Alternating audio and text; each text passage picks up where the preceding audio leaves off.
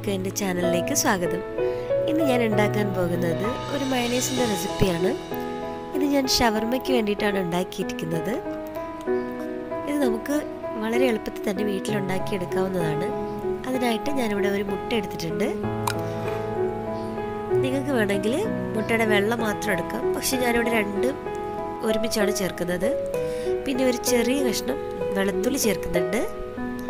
പിന്നെ കുറച്ച് ഉപ്പ്, ഒരു ചെറിയ നാരങ്ങയുടെ പകുതി നീര് എടുത്തിട്ടുണ്ട്, അതും ഞാൻ ഇതിനകത്തോട്ട് ഒഴിച്ചു കൊടുക്കുന്നുണ്ട്. ഇനി നമുക്കത് മിക്സിയിൽ ഇട്ടൊന്ന് കറക്കിയെടുക്കാം. കുറച്ച് നടിച്ചതിന് ശേഷം നമുക്കതിൽ സൺഫ്ലവർ ഓയിലാണ് ഒഴിച്ചു കൊടുക്കേണ്ടത്.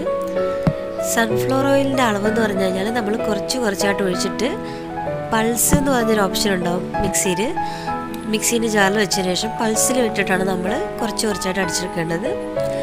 അത് നമ്മൾ നിർത്തി അടിച്ചെടുക്കണം. പ്രസ് ചെയ്യുക, അത് വിടുക. അതേപോലെ ഞാൻ കുറച്ചായിട്ട് എണ്ണ ഒഴിച്ചതിന് ശേഷം ഇത് മുഴുവനായിട്ട് അടിച്ചെടുത്തിട്ടുണ്ട്. എൻ്റെ മയണൈസ് ഇവിടെ റെഡി ആയിട്ടുണ്ട്. എല്ലാവരും ഇത് ട്രൈ ചെയ്ത് നോക്കണം. Thanks for watching.